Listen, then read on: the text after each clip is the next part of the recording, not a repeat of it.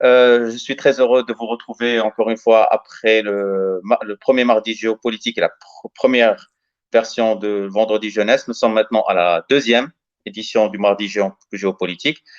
Pour le premier, bien entendu, vous avez suivi de manière considérable et nous étions en compagnie d'une personnalité très importante qui est le secrétaire général de l'Union pour la Méditerranée.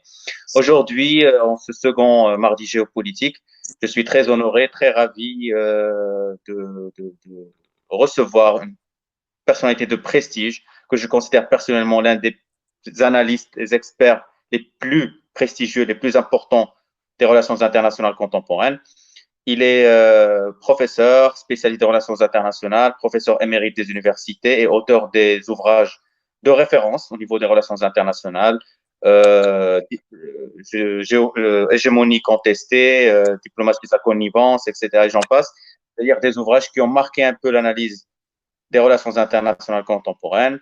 Monsieur Bertrand Badi, je vous remercie d'avoir accepté de nous accompagner durant cette deuxième partie, je dirais, du mardi du géopolitique pour analyser un peu l'avenir du monde, analyser en quelque sorte ce système hégémonique dans lequel nous vivons. Peut-être qu'il vit ces derniers instants, peut-être pas.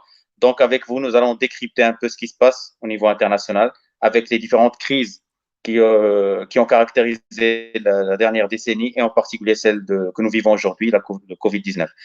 Cher professeur Bertrand Badi, bonjour.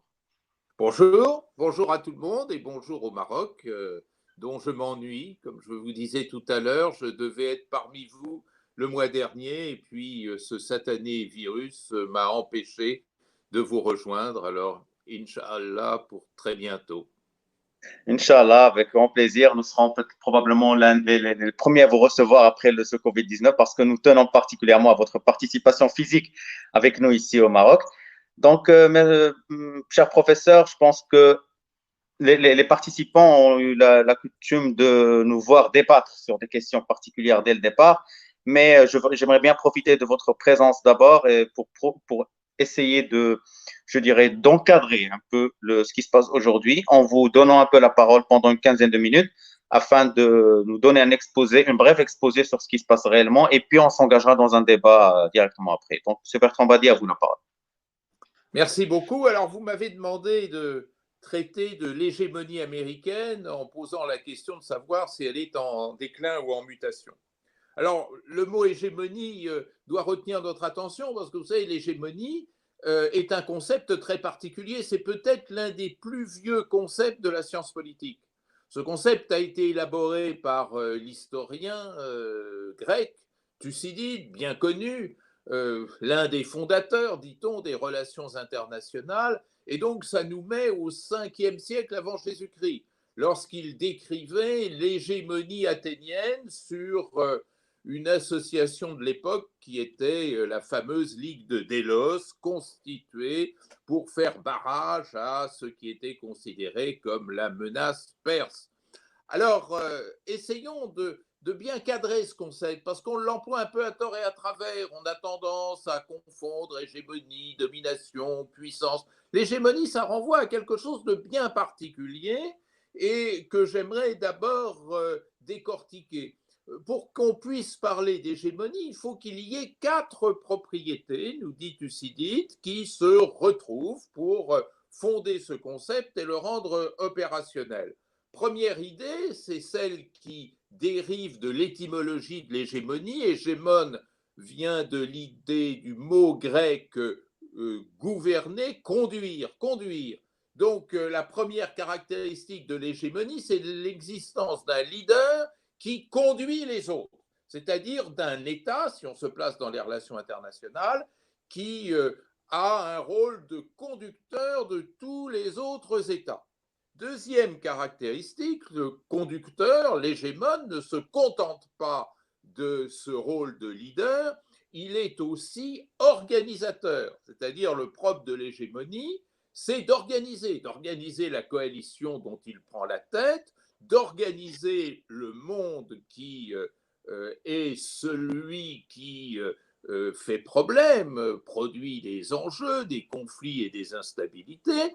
Troisième caractéristique, cette œuvre de conduction doit se faire dans l'esprit de Thucydide pour le bien de tous, c'est-à-dire chez l'hégémone, il y a un côté altruiste, c'est-à-dire un côté de bienveillance.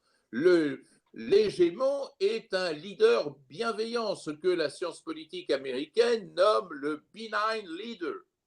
Et enfin, et c'est peut-être l'élément le plus remarquable et discriminant du concept d'hégémonie, l'hégémonie sous-entend dans l'esprit de Thucydide une adhésion véritable, c'est-à-dire l'hégémone ne s'impose pas par la force ni la contrainte, l'hégémone est choisi et en quelque sorte plébiscité par les autres États. Et effectivement, je vous parlais de la Ligue de Délos tout à l'heure, les autres cités qui se sentaient menacées par la Perse, c'est-à-dire toutes ces cités de la bordure orientale de la Grèce, ont fait appel, l'idée est importante, à Athènes pour les gouverner. Donc il s'agit d'un conducteur bienveillant, d'un conducteur organisateur et structurant de l'ordre mondial et d'un conducteur désiré. Donc vous voyez, le concept est assez exigeant. Et il n'est pas synonyme de domination. Vous pouvez dominer de 36 façons. L'hégémonie, vous ne pouvez l'exercer que si ces 4 propriétés se retrouvent présentes. Alors, faisons très très rapidement, 1 ou 2 minutes, un petit tour dans l'histoire et constatons une chose qui, moi, me paraît quand même intéressante et préoccupante, c'est que, attention, je vais vous livrer un scoop, l'hégémonie n'a jamais existé. Elle ne s'est jamais pleinement réalisée. C'est-à-dire que si vous regardez l'histoire, il y a quelque chose qui est frappant et qu'on ne dit pas assez, c'est pour ça que je fais ce détour. À chaque fois qu'un État, emmené généralement par un prince ambitieux et prétentieux, a cherché à exercer son hégémonie, il a été mis en échec. Regardez Charles Quint, regardez Philippe II d'Espagne, regardez Louis XIV, le roi Soleil, qui à un moment pensait dominer l'ensemble de l'Europe et puis qui finalement a été vaincu par une coalition qui s'est liguée contre lui. Ou regardez Napoléon, ou regardez la Pax Britannica au XIXe siècle. À chaque fois qu'un État dans l'histoire a essayé de s'imposer, ça a toujours été de courte durée. Et surtout, deuxième idée très importante, à chaque fois qu'un État avait la prétention d'exercer une hégémonie, tous les autres ont eu tendance à se liguer contre lui et celui qui devait être conducteur s'est souvent retrouvé tout seul, comme Napoléon lorsqu'il a été battu à Waterloo. Alors, le concept est un peu piégé. Il est un peu piégé et puis il s'est produit quelque chose qui est très important du point de vue de la science politique, c'est la fin de la Seconde Guerre mondiale.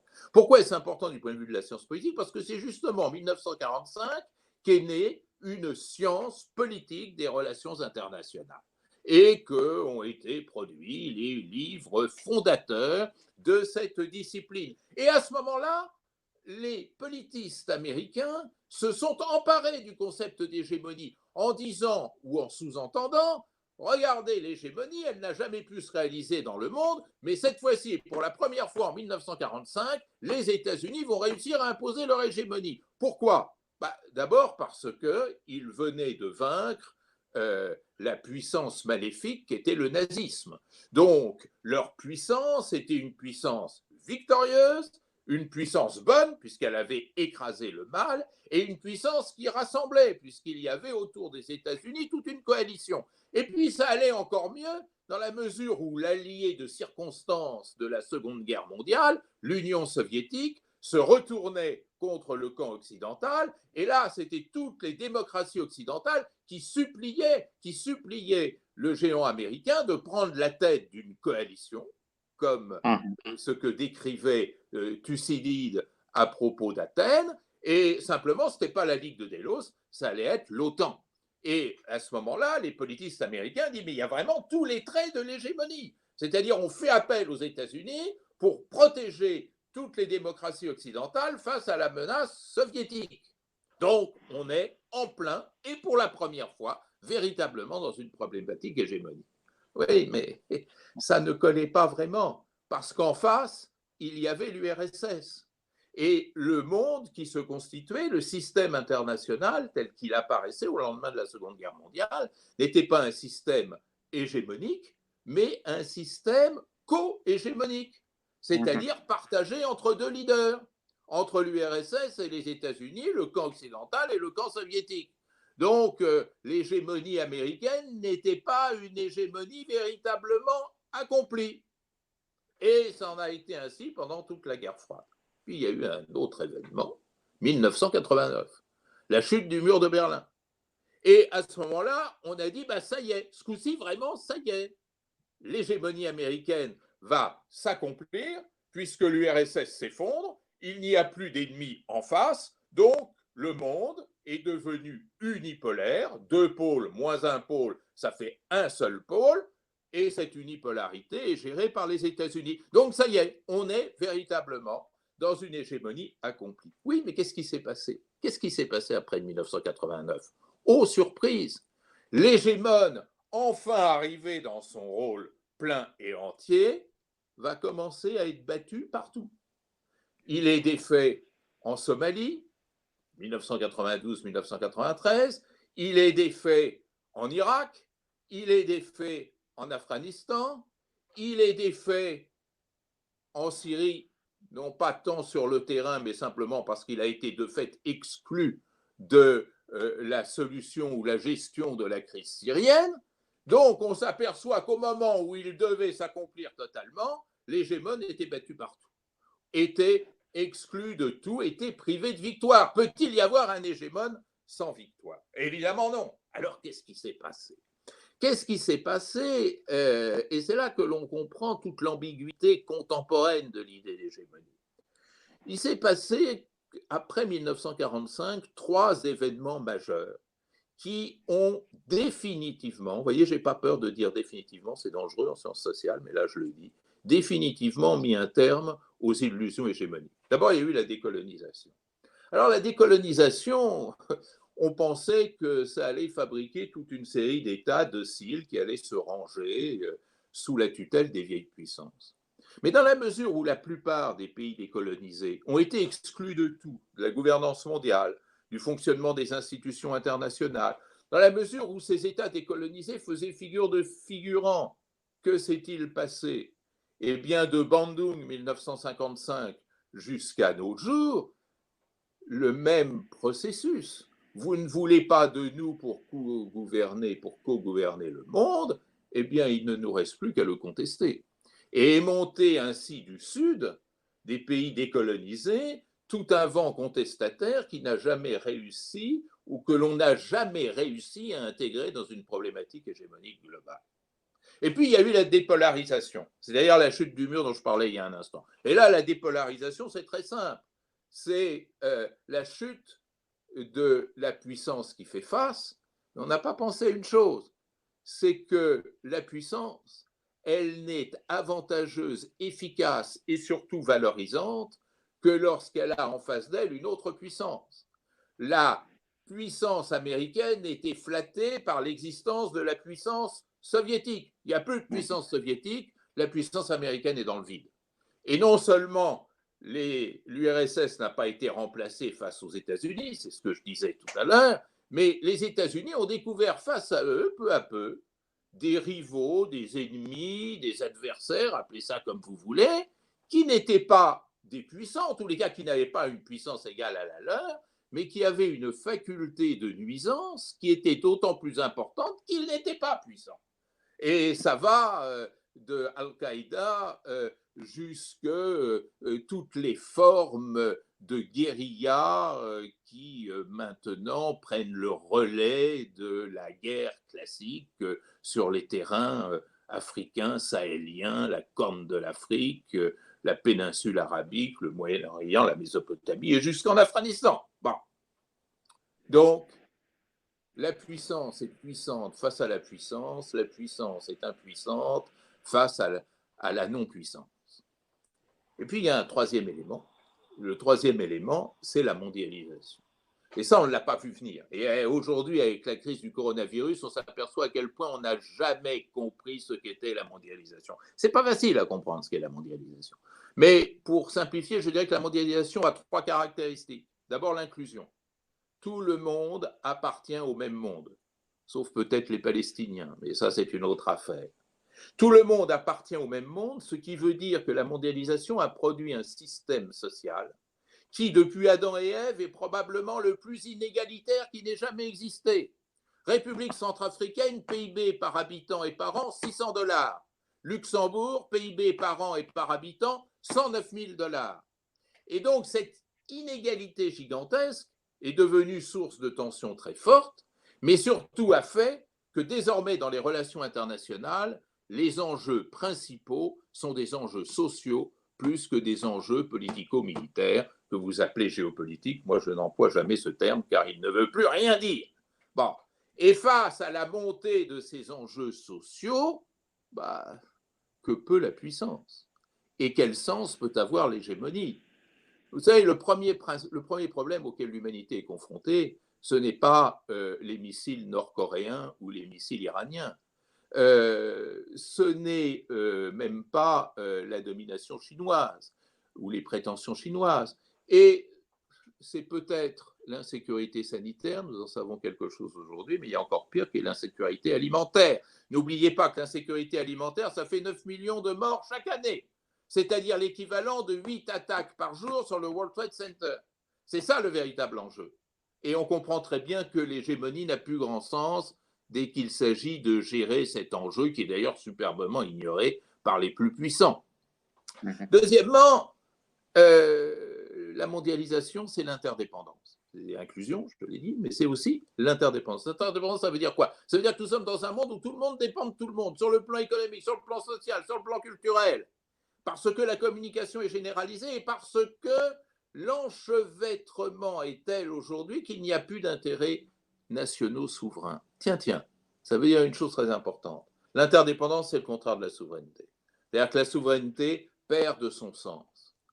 Et si le monde est interdépendant, ça veut dire que le faible continue à dépendre du fort, mais ça veut dire que de plus en plus, le fort dépend du faible.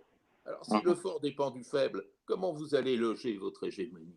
L'hégémonie n'est plus possible. Et de deux.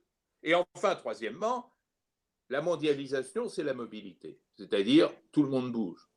C'est-à-dire, les idées, les images, les sons, les imaginaires et les êtres humains, bien entendu, en plus, bien sûr, des marchandises. Ça veut dire notamment une chose très claire, dans le monde actuel, le migrant est l'avenir du monde, alors qu'on cherche à le réprimer et le contenir. La question que je pose, c'est peut-il y avoir d'hégémonie dans un monde de fluidité constante et même croissante? Alors, tout ça met en cause l'idée même d'hégémonie et explique cette formidable instabilité des politiques étrangères américaines. Depuis la chute du mur, vous avez eu au moins 4 politiques étrangères. Vous vous rendez compte? La superpuissance a changé 4 fois de politique étrangère. Vous avez eu d'abord la politique clintonienne, qui était une politique finalement paresseuse, c'est-à-dire on ne change rien, on continue comme avant. On sait ce que ça a donné. M. Clinton n'entrera certainement pas dans l'histoire des relations internationales. C'est dommage parce qu'il a présidé les États-Unis pendant les années 90, c'est-à-dire au moment même où on pouvait créer ce nouvel ordre international. Puis après, vous avez une deuxième posture, qui est la posture néoconservatrice de M. George W. Bush, qui consiste à dire il n'y a plus de bloc en face de nous, il y a une mondialisation, eh bien jouons à plein la carte de la mondialisation pour universaliser nos valeurs.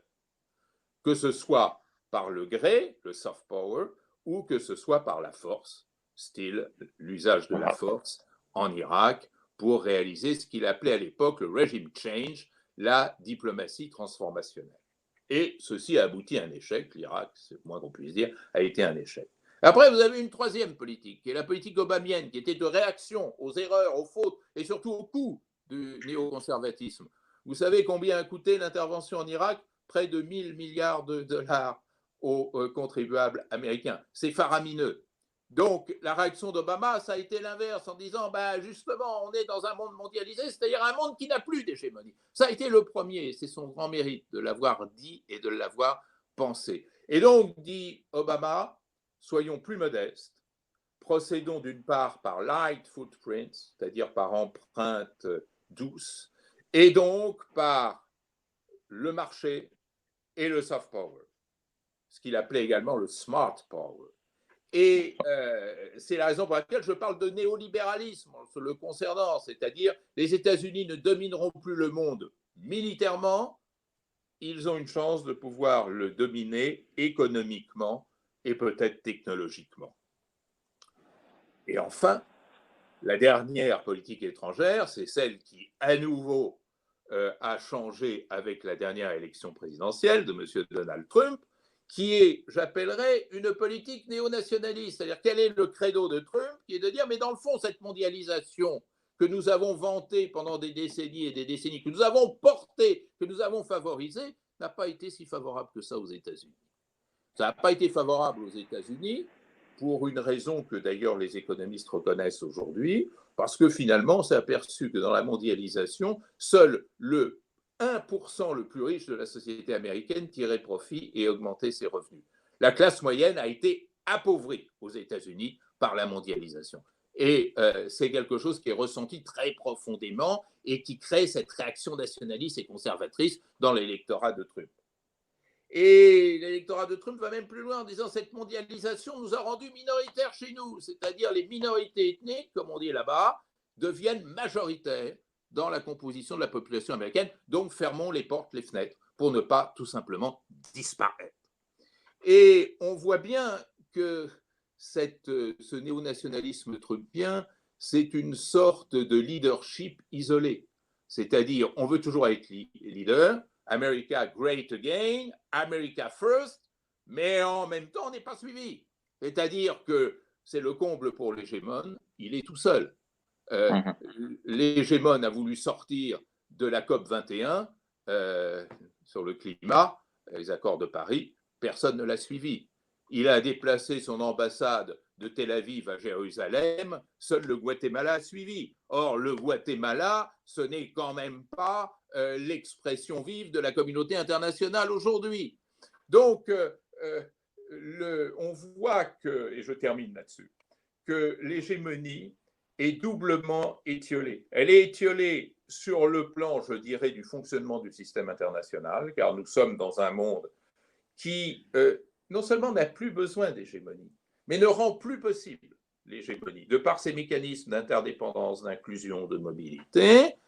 Et d'autre part, cette hégémonie est étiolée par le fait qu'aujourd'hui, le président des États-Unis nous dit, mais dans le fond, cette hégémonie nous a coûté cher. Et son rêve, mais ça c'est le rêve d'un fou, c'est que les autres payent pour que les États-Unis exercent leur hégémonie. Évidemment, ça ne se passera pas ainsi. Donc, l'hégémonie, c'est fini avant d'avoir commencé. L'hégémonie, ce n'est qu'un mythe. On est aujourd'hui dans un monde fragmenté, terriblement fragmenté, pour le meilleur et pour le pire. Le meilleur, c'est quoi? Si on est dans un monde fragmenté, ça donne une chance à tout le monde de pouvoir s'exprimer, d'exister, hors de toute hiérarchie imposée.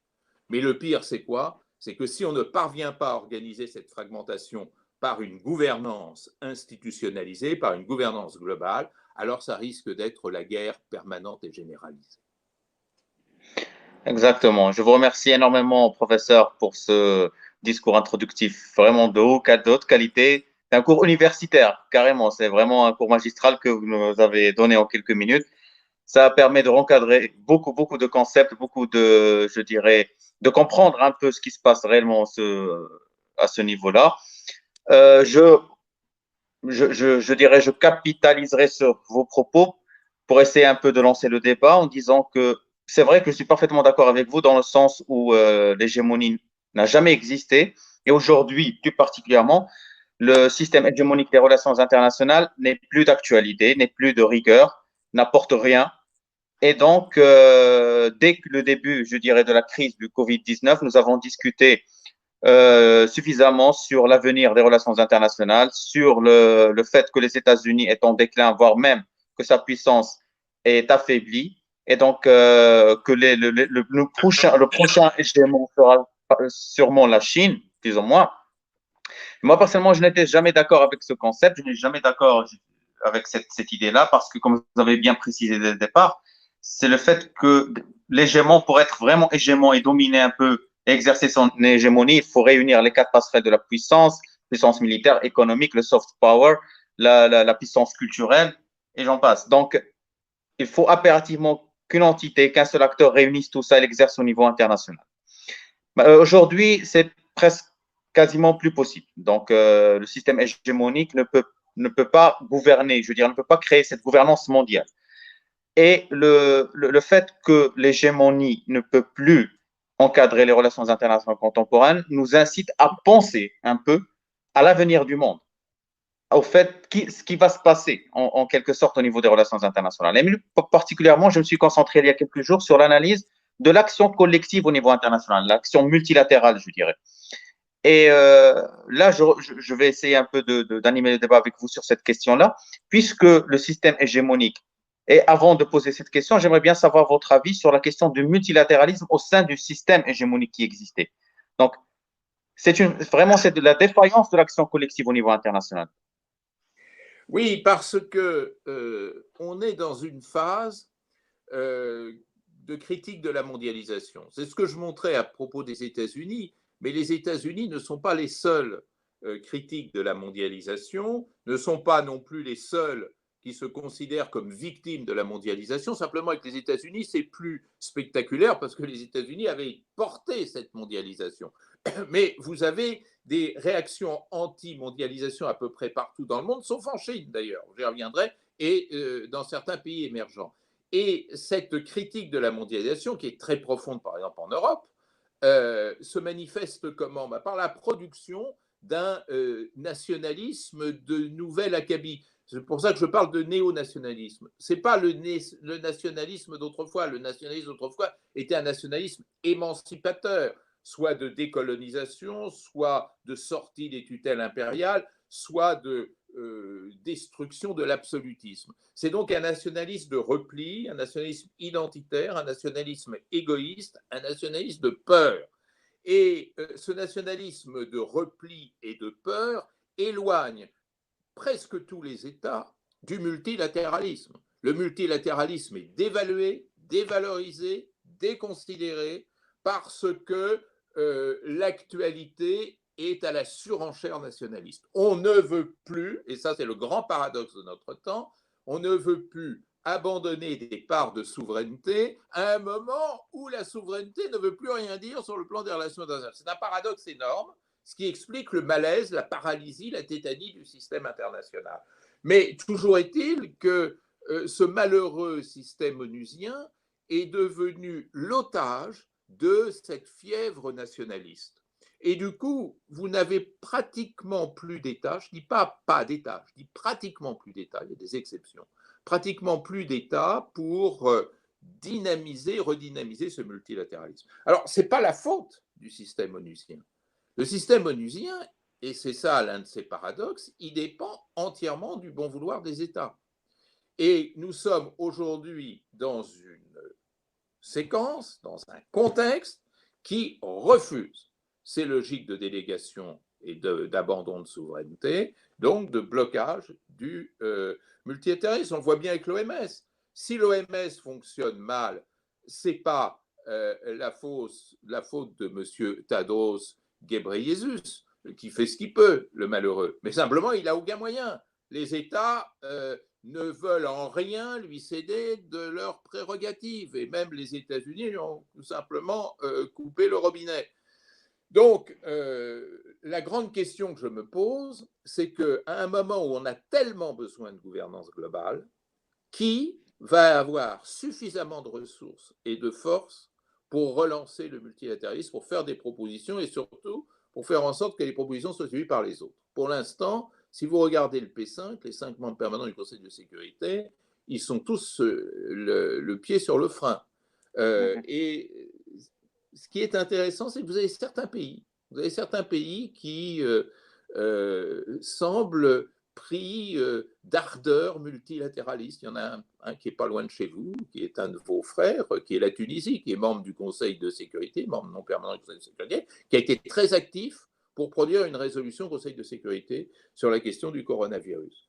Et puis, vous avez des pays du Nord qui, parce qu'ils n'ont aucune chance d'exister sur le plan politico-militaire, s'investissent dans le multilatéralisme. Le Japon, l'Allemagne, les pays scandinaves, peut-être le Canada. C'est-à-dire des États qui se considèrent comme des puissances moyennes, comme même des puissances importantes. L'Allemagne et le Japon, c'est pas rien, hein, c'est le 3e et le 4e sur le plan du PIB, mais ce sont des pays démilitarisés et on se prend quelquefois à penser que ces États essayent de se refaire une santé en misant sur le multilatéralisme. Évidemment, ils n'y arriveront pas tous à eux seuls. Donc, professeur, j'ai une question de la part de M. Fawzi. Que pensez-vous des futures relations de confrontation américano-chinoise, surtout après le Covid-19? Donc, j'essaie de créer cette interaction avec les participants en posant leurs questions. Voilà donc une des questions qui m'a été posée, les relations américano-chinoises après le Covid-19. Alors, notre ami pose la grosse question. Qu'exprès je n'ai pas envisagé dans mon exposé liminaire, puisque je voulais le centrer sur l'hégémonie américaine. Et c'est évidemment une question à laquelle, je suis désolé, je ne peux pas répondre brièvement, parce qu'elle est effroyablement complexe. Alors, plusieurs choses. La première chose, écoutons parler les Chinois. Et quand je dis écoutons parler les Chinois, c'est écoutons ce que disent les dirigeants chinois, ce qu'ils ont dit depuis un certain temps, mais écoutons aussi ce que disent mes collègues chinois quand je vais les visiter dans leurs universités ou quand ils viennent à Paris nous rencontrer. Ils disent sur l'hégémonie deux choses. L'une n'est pas très crédible, l'autre est au contraire un objet de méditation. Ce qui n'est pas très crédible, même si on sympathise lorsqu'ils disent ça, c'est lorsqu'ils proclament que la Chine a eu historiquement à souffrir de l'hégémonie occidentale. Et c'est vrai que la Chine a été du 19e siècle jusqu'à la fin de la première moitié du 20e siècle profondément humiliée par les puissances occidentales. Et donc les dirigeants et d'une façon générale les intellectuels chinois disent « Nous avons souffert de votre hégémonie, donc nous n'allons pas chercher à en construire une à notre tour ». C'est sympathique, c'est vrai qu'ils ont beaucoup souffert de l'hégémonie, mais ce n'est pas très convaincant parce que l'histoire est pleine d'exemples de pays, de collectivités ou de personnes qui ont beaucoup souffert et parce qu'elles ont beaucoup souffert ont essayé ensuite de prendre leur revanche. Mais laissons de côté. Le deuxième argument est beaucoup plus intéressant à discuter. Les dirigeants chinois, depuis un très grand homme qui était Zhou Enlai, grand révolutionnaire et homme d'État chinois, qui disait, mais dans le fond, l'hégémonie exercée par l'Occident était irrationnelle, parce qu'elle a coûté très cher à l'Occident, très cher en argent, mais très cher aussi en moyens humains. Elle a coûté extrêmement cher et elle n'a pas rapporté grand-chose. Qu'avez-vous retiré d'un siècle, 2 siècles d'exercice hégémonique? En fait, peu de choses. Et Zhou Enlai disait ça avec un regard malicieux parce qu'il avait sous les yeux la guerre du Vietnam. Regardez quel profit les États-Unis peuvent tirer de cette guerre impérialiste. Et donc, l'idée chinoise, et ça je crois que c'est une idée sincère, c'est de dire, à mesure qu'augmente notre puissance, c'est-à-dire nos ressources de puissance, sur le plan notamment économique, mais pas seulement, nous allons construire notre domination. Et ça, la prétention chinoise à dominer est incontestable, mais nous allons faire en sorte que cette domination soit strictement économique. C'est-à-dire, nous n'allons pas élargir notre domination économique au secteur politique et militaire. Et effectivement, si vous regardez bien le comportement de la Chine, vous verrez qu'à l'exact contraire des États-Unis, la Chine ne cherche à se mêler d'aucun des conflits qui ensanglantent aujourd'hui l'Afrique ou le Moyen-Orient.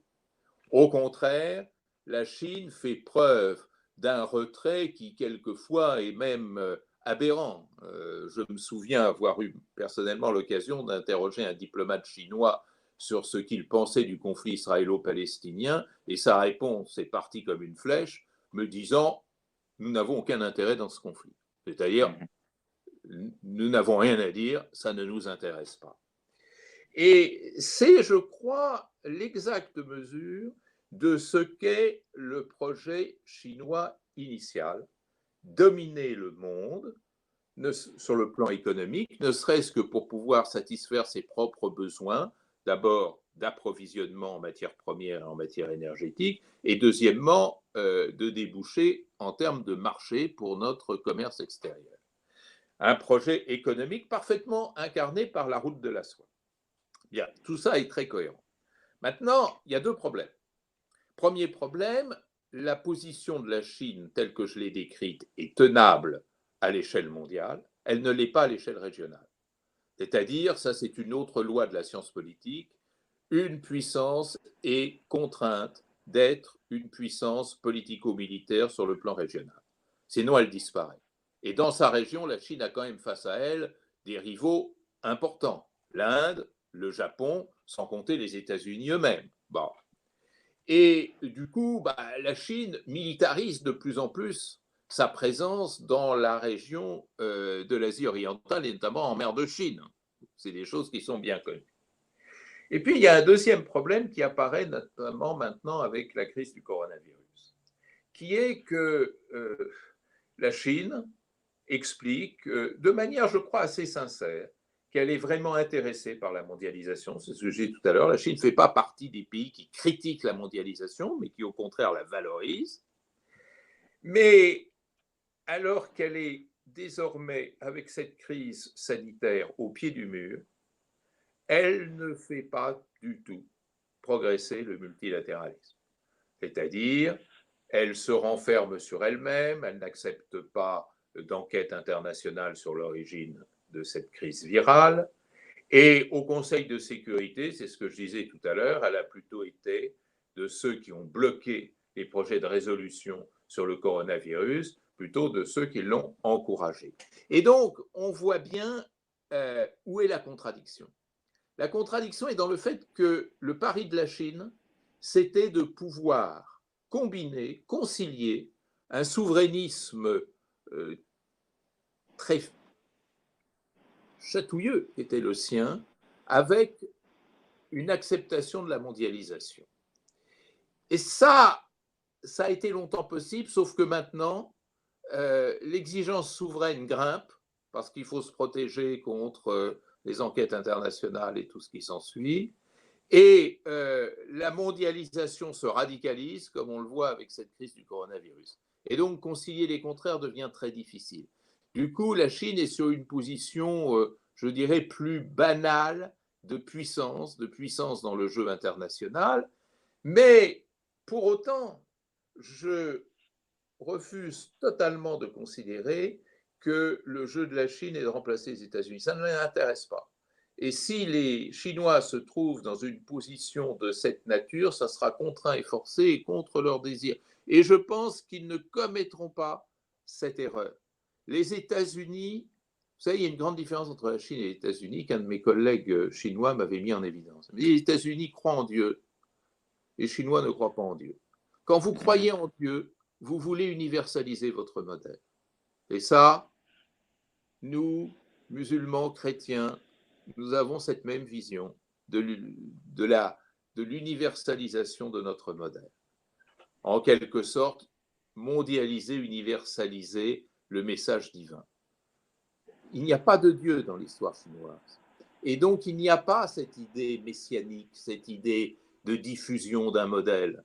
Il y a tout simplement une vision très sino-centrée, c'est-à-dire la Chine a d'énormes besoins, il faut les satisfaire. Une fois qu'ils sont satisfaits, ce n'est pas la peine d'aller plus loin.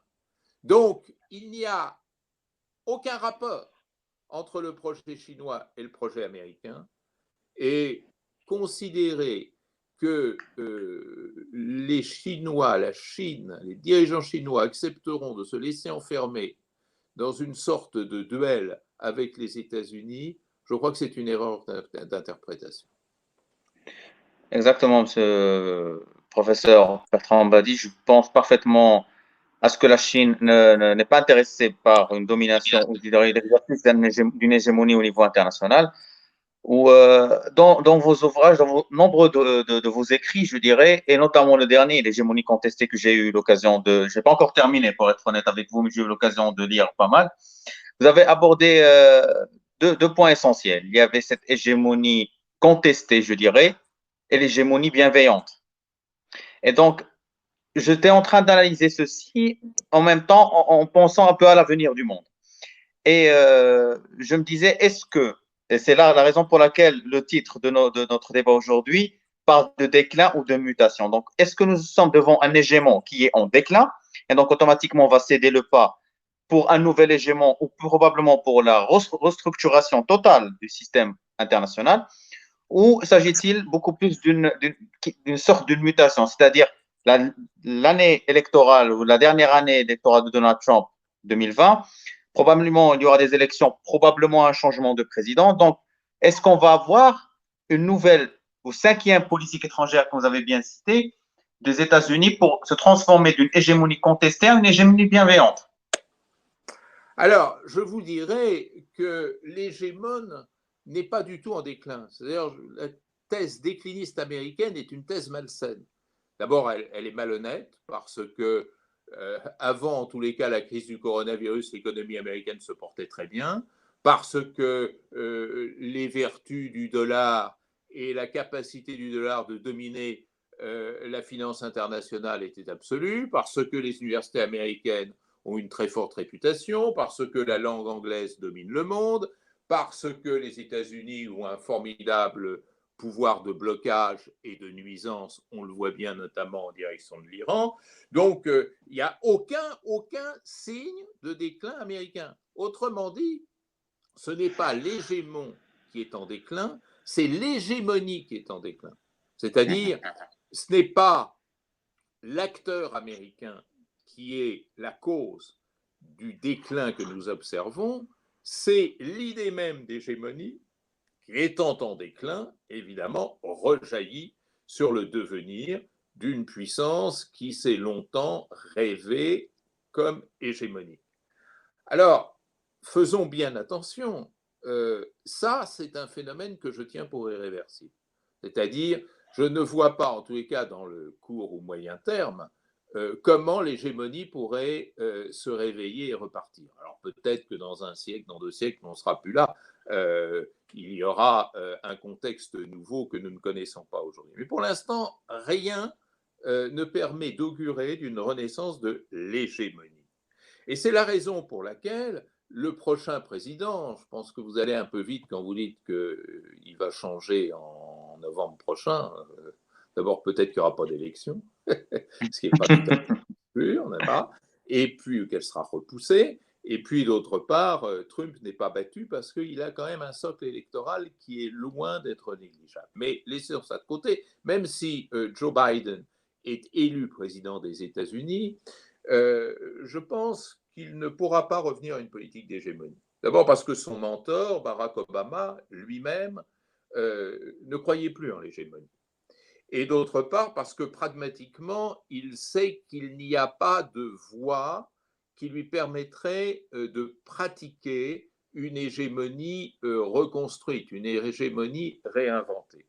Donc, une cinquième politique étrangère américaine, vous avez très probablement raison. C'est-à-dire qu'on va réinventer autre chose. J'en suis à peu près convaincu, mais je ne crois pas qu'il ne restera rien de la politique trumpienne. Pour 2 raisons. La première, c'est que la politique trumpienne occupe un vide. C'est-à-dire, comme l'hégémonie n'est plus possible, il faut tenter autre chose. Et le nationalisme, vous savez, c'est un peu comme ces plats tout faits, c'est-à-dire prêts à servir, on les sort du congélateur, on les met au micro-ondes et ça va immédiatement satisfaire ceux qui le consomment. D'autant que les consommateurs sont aux États-Unis demandeurs de ce type de politique étrangère. C'est-à-dire, Trump est quelqu'un dont le niveau mental est contestable, hein, mais sa politique étrangère est habile sur le plan électoral. C'est-à-dire qu'il sait parler à son électorat. Je pense que le pompiste du Kansas, le le cordonnier de l'Oklahoma aime entendre ce que Trump lui dit. Et ça, c'est un peu la marque de notre temps, où on aime entendre non pas ce qu'il faut faire pour reconstruire le monde, mais ce qu'il faut faire pour conserver les avantages dont on voit qu'ils commencent à être dilapidés. Et le conservateur Trump rassure son électorat. Et je ne pense pas qu'un successeur de Trump, sauf si ça avait été quelqu'un de politiquement très engagé, comme par exemple Sanders, un homme comme Biden, qui est plutôt un centriste, je pense gardera quelques éléments de langage, mais aussi de fond, de cette politique néo-nationaliste, qui est en même temps une politique de désengagement que Obama lui-même, à sa façon et de manière beaucoup plus pertinente, avait inaugurée. Professeur, j'ai une question ici. Que pensez-vous de l'avenir du système commercial multilatéral du regard de la crise actuelle que traverse le monde? Alors, excellente question, puisque d'ailleurs, ça c'est une question qui interpelle les accords de Marrakech. Donc, c'est des choses qui appartiennent à la mémoire marocaine et à son beau patrimoine. Mais surtout, je crois que la crise que nous vivons, alors que nous vivons aujourd'hui à travers le coronavirus, mais qu'on a vécu toute l'année 2019 à travers ces très nombreux mouvements sociaux qui se sont déployés d'Alger jusqu'à Santiago du Chili et de Beyrouth jusqu'à Khartoum, par exemple, montrer une exaspération, mais aussi une inquiétude et une colère à l'encontre d'une construction néolibérale de la mondialisation. La mondialisation néolibérale a eu pour principal effet de diluer le social, c'est-à-dire on s'occupait d'économie et plus de social. Et ce qui a été demandé tout au long de l'année 2019 dans les rues, y compris dans les rues de Paris à travers les gilets jaunes, comme ce qui est demandé aujourd'hui à travers ceux qui souffrent et qui ont peur du coronavirus, c'est davantage de protection sociale. Et c'est davantage d'encadrement de la mondialisation. On entend très fréquemment aujourd'hui que la division internationale du travail, l'échange généralisé, avait mis en danger la sécurité de chacun des États, et notamment à propos de la fabrication des masques. Bon. C'est en même temps vrai et faux. C'est faux parce que nous sommes entrés déjà depuis un certain temps dans les divisions internationales du travail et on ne pourra plus jamais l'abolir. C'est-à-dire croire que l'on va pouvoir abolir la mondialisation du commerce pour reconstituer les souverainetés commerciales nationales est absurde. Si vous voulez fabriquer des masques en France, vous pouvez le faire. Mais il faudra bien importer les caoutchoucs, par exemple, qui vous permettent de les attacher à vos oreilles. Et ce caoutchouc, il n'est pas produit en France. Il est produit en Malaisie, il est produit au Cameroun, il est produit dans des pays qui impliquent pour nous de devoir importer. Bon. Cette division internationale du travail, elle va continuer. Seulement, et c'est là que je rejoins tout à fait la question, il va falloir désormais la réglementer. Et la réglementer de manière beaucoup plus sévère. C'est-à-dire que le commerce international, comme bien des autres secteurs afférents à la mondialisation, sont gravement sous-réglementés. Il faut davantage les réglementer. Il faut accompagner la mondialisation de manière à ce que cette mondialisation d'économique devienne humaine. Il ne faut pas l'abolir, on ne l'abolira jamais. Mais il faut la réglementer. Et pour pouvoir la réglementer, il faut le faire non pas par un rapport de force économique, parce que si on le fait sur le mode du rapport de force économique, c'est les mêmes problèmes qui vont revenir. C'est-à-dire, les puissants vont imposer des normes qui les protégeront, vont imposer les subventions qui, par exemple, permettent aux États-Unis de vendre leur coton à un prix compétitif et même supérieur que le coton du Burkina Faso, et donc on va reproduire les inégalités. Il faut changer de mentalité, c'est-à-dire considérer que finalement l'optimum du bien, ce n'est pas le gain national, mais le gain global. Ça, cette équation, nous n'avons jamais su la concrétiser. Autrement dit, si moi, en France, à Paris, ici dans le 15e arrondissement, je veux vivre en sécurité, j'ai besoin, pour être en pleine sécurité, que le paysan malien soit en pleine sécurité. Que si le paysan malien est, comme il l'est actuellement, dans une situation de totale insécurité, alors le Mali continuera à être ravagé par la violence et cette violence se communiquera au monde entier. Et ce qui est vrai sur le plan de la violence, c'est sur le plan économique. C'est-à-dire, si les déséquilibres économiques dans le monde sont trop forts, eh bien, même moi, apparemment vainqueur dans cette concurrence économique, j'en paierai nécessairement le prix un jour. Et ça, malheureusement, c'est une source de blocage. Car dans ce contexte nationaliste que je décrivais tout à l'heure, on ne veut pas raisonner en termes de sécurité globale, on s'acharne à continuer à raisonner en termes de sécurité nationale, et on ne comprend pas que la sécurité commerciale, ce n'est pas tant la satisfaction de mes intérêts nationaux, ça c'est l'époque mercantiliste, ça c'est l'ancien monde, mais c'est la construction d'un commerce globalement équilibré. Ça c'est la vraie sécurité commerciale. Eh bien, à chaque fois que je vais en Afrique, je tiens le même discours. Je dis, les 54 États africains gagneraient à organiser, eux et eux seuls, alors de Tanger jusqu'au Cap, hein, et de Praia jusqu'à Djibouti, d'organiser une grande conférence sur la sécurité globale. Parce que si c'est l'Afrique qui donne le ton, il faudra nécessairement écouter ce qu'elle a à dire.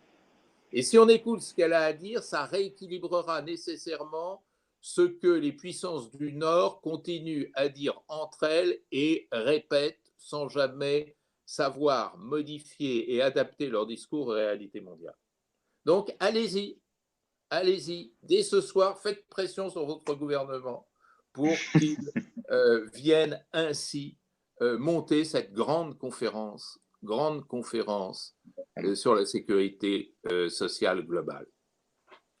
Exactement, professeur Bertrand Badi. En vous écoutant un peu parler de tout ça, et je pense aussi à certaines des analyses que nous avons eu l'occasion de faire, et surtout au niveau de la mondialisation. J'ai toujours défendu le fait que la mondialisation a réussi plus ou moins à réunir un peu et à créer cette, je dirais, cette vue d'ensemble, cette globalité au niveau économique, mais elle n'a jamais pu atteindre une mondialisation politique ni humaine d'ailleurs.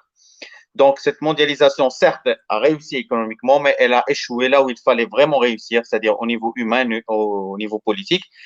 Et dans ce sens-là, je pense que l'avenir du monde, et pour réussir un peu à créer cet équilibre au niveau international, il faut s'attaquer à cet aspect-là.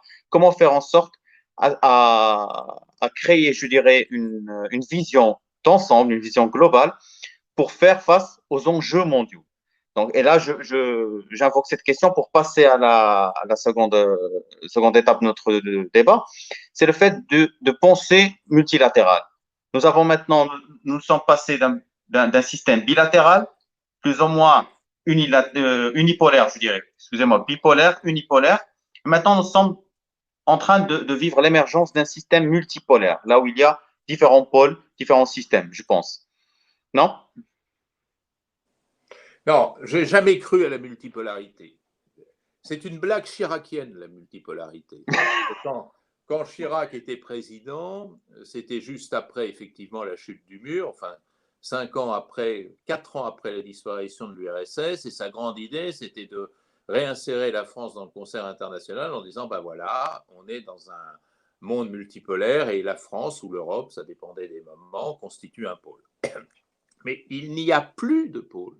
Le monde n'est pas multipolaire, il est apolaire. C'est-à-dire, qu'est-ce que c'est qu'un pôle? C'est une capacité attractive, c'est-à-dire une capacité de rassemblement autour d'un État et faire en sorte que ce rassemblement autour d'un État participe à la définition de la stabilité mondiale.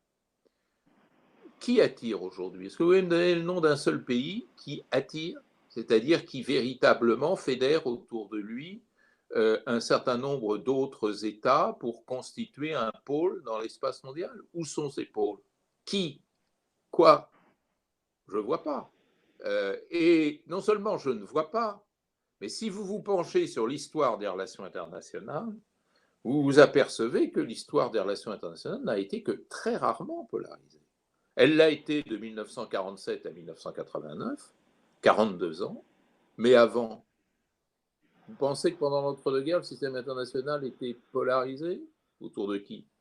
Vous pensez que le système international du 19e siècle était polarisé? Mais autour de qui?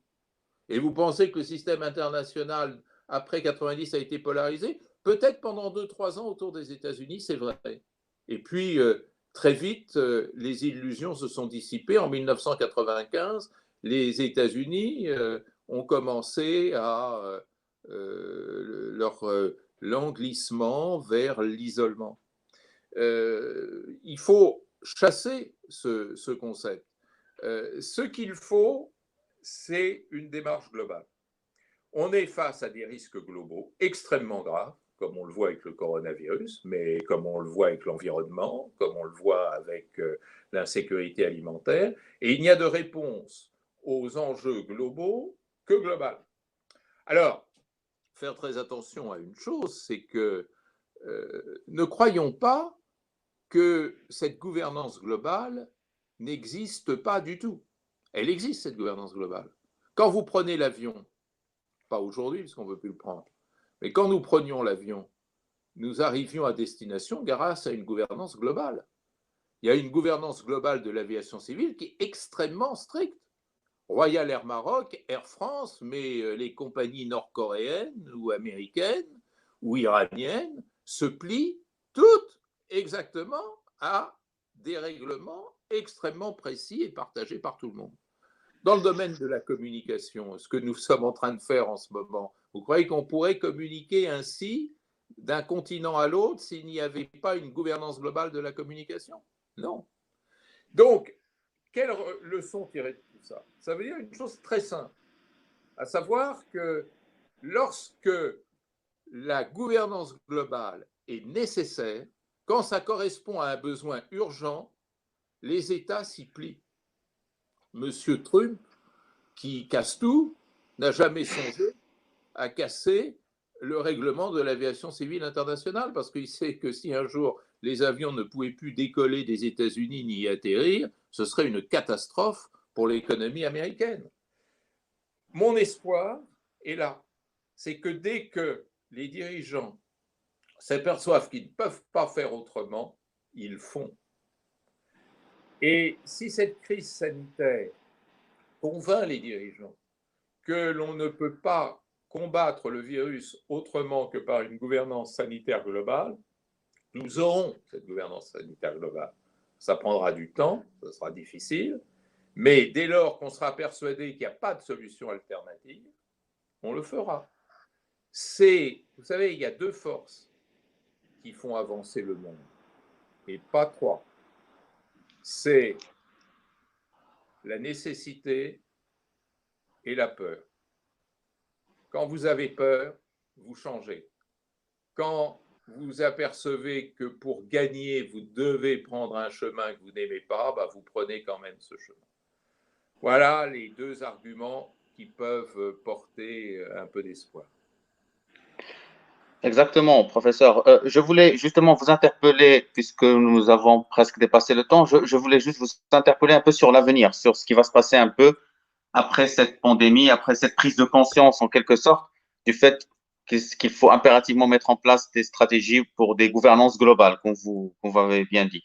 Alors, est-ce qu'il faut attendre d'autres crises dans d'autres enjeux mondiaux pour prendre conscience de la nécessité de faire en sorte de créer de cette gouvernance globale? Peut-être des gouvernances thématiques globales, par thématique, mais une gouvernance globale dans son ensemble. Est-ce qu'il y a lieu de penser à cette vision-là pour le futur, je dirais? Alors, je pense que ce changement nécessaire suppose de résoudre deux problèmes. Premier problème, vaincre la fièvre nationaliste qui s'est emparée du monde aujourd'hui. Le vrai virus, ce n'est pas le Covid-19. Le vrai virus, c'est le néonationalisme qui conduit un Trump, un Bolsonaro, un Orban et bien d'autres encore que je ne nommerai pas à prendre des décisions insensées qui cassent tout espoir de gouvernance globale. Tant que Trump sera à la Maison-Blanche, il n'y aura pas de gouvernance globale. Parce qu'il sait même qu'en s'entêtant, il fera plaisir à son électorat auquel je faisais référence tout à l'heure. Donc, il faut sortir de cette pandémie nationaliste qui est en train de nous tuer. Et c'est surtout vrai chez les puissants. Que le faible soit nationaliste, c'est presque une vertu, parce que c'est ce qui lui donne la chance de trouver sa liberté, de se libérer et de s'émanciper. Mais quand le fort est nationaliste, ça débouche sur quoi? Sur l'oppression, sur le blocage, sur la fermeture, sur l'identitarisme, sur le racisme, sur la xénophobie, sur la persécution de l'autre. Et donc, ce virus, il faut absolument trouver un vaccin contre le néonationalisme avant de trouver un vaccin contre le coronavirus. Et puis, ensuite, si libérés de ce danger, peu à peu les dirigeants de ce monde prennent conscience de la nécessité d'une gouvernance globale, ce qui est la raison même, alors à ce moment-là, il faudra trouver dans le monde des entrepreneurs politiques capables de porter ce projet. C'est-à-dire des leaders, alors pas des hégémons, des leaders, c'est-à-dire l'équivalent d'un Roosevelt qui avait produit le New Deal et qui l'avait imposé dans son pays. Il faudrait des Roosevelt mondiaux, c'est-à-dire des acteurs politiques suffisamment forts qui bénéficient de suffisamment de confiance pour porter un projet de gouvernance globale. Vous aviez un homme extraordinaire, un Africain, qui était Kofi Annan, qui avait, si vous lisez les textes de Kofi Annan, et notamment sa déclaration du millénaire, il y a 20 ans, il nous disait que l'ardente nécessité, c'était d'inventer un multilatéralisme social. Donc, il avait la solution. Mais bon, peut-être pas suffisamment de crédit dans le monde entier pour pouvoir porter cette révolution. Alors, moi, ce qui m'inquiète, c'est que je ne vois pas poindre cet entrepreneur politique. Alors, il y a peut-être une autre solution, qui est, si on ne sait pas construire la mondialisation, commençons par construire la régionalisation du monde. En Europe, c'est l'Union européenne, en Afrique, c'est l'Union africaine. Je pense qu'au niveau régional, les choses sont davantage possibles qu'au niveau mondial. C'est ce que je disais tout à l'heure quand je proposais que l'Afrique prenne l'initiative d'une grande conférence sur la sécurité globale. J'espère que l'Europe saura se réveiller. Les débuts ont été désastreux au début de cette crise. Peut-être que maintenant les choses vont un peu mieux parce que d'aucuns prennent, les uns et les autres prennent conscience de la nécessité de la chose. Bon, on en est là. Je ne peux pas aller plus loin pour l'instant. Voilà, exactement. Bon, en parlant de ça, je suis en train justement de préparer mon nouvel ouvrage sur cette question, la gouvernance régionale globalisée, je dirais, Union africaine, Union européenne, etc. Donc, je suis en train vraiment de penser sérieusement à cette question et je veux vous interpeller et profiter de votre présence pour discuter un peu de notre, je dirais, de notre partenaire commercial premier qui est l'Europe.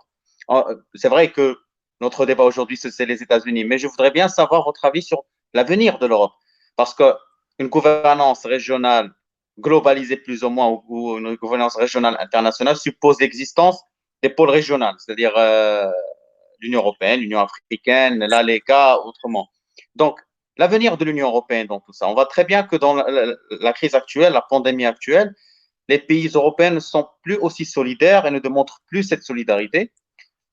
Avant même la pandémie, le Brexit, le néonationalisme, comme vous avez bien précisé, certains pays déjà commencent à critiquer l'attitude allemande au niveau européen. Donc, où va l'Europe?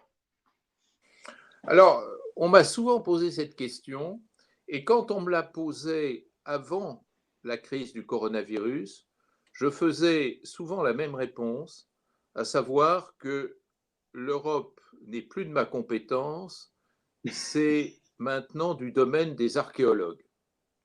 C'est-à-dire que l'Europe est un objet qui appartient totalement au passé. Vous l'avez dit vous-même, avant la crise du coronavirus, des signaux extrêmement négatifs apparaissaient qui préemptaient très négativement l'avenir de l'Europe. Et personnellement, je n'y croyais plus, même si je me sens en moi-même ardemment européen. Mais j'étais complètement déçu. Maintenant, la crise que nous vivons aujourd'hui est beaucoup trop grave pour continuer de manière, je dirais, passive dans ce genre d'affirmation. On est dans l'urgence, il faut réagir dans l'urgence. Et donc, il faut utiliser tous les instruments, y compris les instruments européens. Alors, je ne pense pas tant à la crise sanitaire, parce que l'Europe n'a pas su gérer cette crise sanitaire et ne saura pas le faire. Bon. Mais je pense à la seconde étape, c'est-à-dire la crise économique et financière qui se profile, et peut-être à la troisième, encore plus grave, que serait la crise sociale. Bon. Face à cela, quel est le mot-clé? Il y en a un et un seul. C'est le mot solidarité. L'Europe s'est construite au lendemain de la Seconde Guerre mondiale sur un modèle qui n'était pas solidariste, qui était un modèle associatif. On s'unissait pour reconstruire et pour éviter une troisième guerre mondiale. Ça a marché. Mais l'enjeu aujourd'hui, ce n'est pas de se reconstruire, en tous les cas pas de se reconstruire de la Seconde Guerre mondiale, hélas, on va peut-être se reconstruire de la crise actuelle, mais c'est autre chose. L'Europe aujourd'hui a à faire face dans l'immédiat au défi qu'elle n'a jamais voulu regarder en face, qui est le défi de la mondialisation. Et face à la mondialisation, il y a une seule posture qui est la posture solidarité, c'est-à-dire de la totale mutualisation. Et là, vous savez qu'il y a un clivage très fort entre l'Europe du Sud et l'Europe du Nord. L'Europe du Sud, plus faible, qui donc a besoin de solidarité, l'Europe du Nord, plus forte, donc qui se nourrit d'arrogance et de refus de la solidarité, considérant celle-ci comme irrationnelle. C'est un mauvais calcul, parce que si l'Europe du Sud s'effondre totalement, c'est l'ensemble de l'Europe qui s'effondrera. C'est exactement comme tout à l'heure lorsque je parlais du paysan malien. J'ai besoin du paysan malien, les Allemands ont besoin de l'industrie française ou italienne, pour différentes raisons. Donc, c'est là qu'il faut faire porter l'effort. J'ai été désespéré par les premières réactions, celle de Madame Lagarde et de sa sinistre première conférence où elle a dit bon, ça c'est des problèmes propres aux États, que les États se débrouillent chacun de leur côté. Je n'ai pas été du tout convaincu par les premières prestations de Madame von der Leyen. Maintenant, on a l'impression qu'il y a un début de prise de conscience dans l'Europe. Est-ce que ça sera assez fort pour faire redémarrer la machine? Et surtout, pas seulement la faire redémarrer, parce que l'Europe est très forte pour bricoler. L'Europe est très forte pour poser des rustines. Mais l'Europe n'est pas très forte pour réinventer. Alors maintenant, ce dont on a besoin, c'est de réinventer. Est-ce que la dynamique pourra porter la réinvention? Je ne sais pas. Exactement. Professeur, une dernière question. L'avenir. Qu'est-ce que vous pensez, votre perception en quelque sorte de l'avenir du monde? Dans l'ensemble de vos écrits, vous avez toujours essayé d'avoir cette approche prospective, de voir dans les dernières pages de vos livres, c'est beaucoup plus de voir un peu ce qui se passe. Dans la dernière seconde de notre live, qu'est-ce qui va se passer? Vous connaissez la formule du chansonnier français Pierre Dac. La prospective, c'est toujours difficile, surtout quand il s'agit de l'avenir. Ouais. Eh bien, je pense qu'il avait raison. Je me garderai bien. Imaginez que vous m'ayez posé cette question l'année dernière à cette heure-ci. J'aurais dit plein de choses, mais j'aurais probablement pas parlé du coronavirus. Bon, maintenant, tout est hypothéqué par non seulement cette crise, mais la manière dont nous allons sortir de cette crise sur le plan économique et social. Ce que je voudrais dire pour clore, c'est que une chose est sûre en tous les cas, c'est que nous n'avons pas le choix. Vous savez, la politique, c'est affaire de choix. Mais dans certains contextes, face à certains défis, face à certains enjeux, on n'a pas de choix. Là, si on ne fait pas le choix multilatéral, on est mort. On est mort. C'est-à-dire qu'il n'y a pas d'alternative. Vous connaissez le grand philosophe Todorov, et Todorov, une fois, peu avant sa mort, avait fait un débat avec moi, et il avait dit aux journalistes qui l'interrogeaient, vous savez, les nationalistes, ils n'ont rien à vendre. Et effectivement, les nationalistes, les Trump, les Bolsonaro et autres du même acabit, n'ont rien à vendre. Salvini en Italie, n'ont rien à vendre pour soigner et gérer notre monde. La seule solution, c'est dans le multilatéralisme. Et derrière le multilatéralisme, il y a quelque chose que nous autres occidentaux avons toujours refusé de voir. C'est peut-être là que vient la crise. C'est l'altérité. C'est-à-dire nous avons considéré que nous étions seuls au monde. Nous avons toujours considéré que ce qui sortait de notre bouche était universel et que les autres n'avaient qu'à s'aligner. Ça n'a pas marché. Non seulement ça n'a pas marché, mais ça a fabriqué des Ben Laden. Et donc, derrière cette ardente nécessité du multilatéralisme, il y a une nécessité encore plus forte et plus philosophique, mais il faut commencer par là, qui est la reconnaissance de l'autre. C'est-à-dire admettre que l'autre n'est pas un inférieur, mais est un partenaire. Et regardez, quand ça va mal, on a toujours tendance à stigmatiser l'autre. C'est la faute du Chinois, comme à un moment on disait à propos des guerres, c'est la faute de l'islam, des musulmans, des Arabes, ou on disait ici en France, c'est la faute des immigrés, etc. Ça, c'est exactement la mauvaise direction. Il faut dire, c'est la faute à moi parce que je ne vois pas l'autre. Et donc, ce qu'il faut faire, c'est voir tous ensemble l'autre. Et si on voit l'autre tous ensemble, on saura que c'est notre semblable et que c'est avec lui qu'on va gagner. Professeur Bertrand Badi, ce fut un grand plaisir. C'était l'un des lives les plus, je dirais, les plus prestigieux et les plus importants. D'ailleurs, les questions n'arrêtent pas, les commentaires n'arrêtent pas. Et c'était l'un je dirais, des lives les plus interactifs. Je vous remercie énormément pour votre participation. Je suis vraiment très ému, très heureux d'avoir fait ce débat avec vous. Et après le coronavirus ou le Covid-19, je ne manquerai pas de vous faire venir ici au Maroc pour profiter davantage de votre expérience et de votre, je dirais, de votre finesse diplomatique et politique. Je vous remercie énormément pour votre participation. Mesdames et messieurs, je vous remercie également pour votre participation. N'oubliez pas notre rendez-vous vendredi prochain pour un nouvel débat du vendredi jeunesse et mardi géopolitique également prochain. Professeur Bertrand Badi, je vous remercie. Je vous souhaite une très bonne fin de journée et à très bientôt. Merci et un grand bonsoir au Maroc. Merci, au revoir.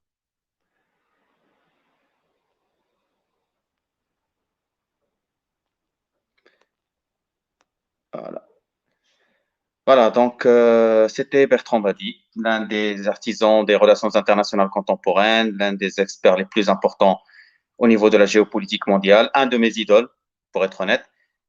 Nous avons écouté, nous avons un peu analysé ce qui se passe au niveau mondial aujourd'hui et le futur. Le mardi géopolitique ne s'arrête pas en si bon chemin. Nous aurons deux autres invités de marque avec qui nous allons partager un peu la perception du monde. Mais avant le mardi géopolitique, n'oubliez pas notre rendez-vous chaque vendredi avec le vendredi jeunesse, dans lequel je recevrai aussi des talents, des jeunes, des leaders qui vont nous participer avec nous dans ce sens-là. Mesdames et messieurs, encore une fois, je vous remercie pour votre participation et à vendredi. Au revoir.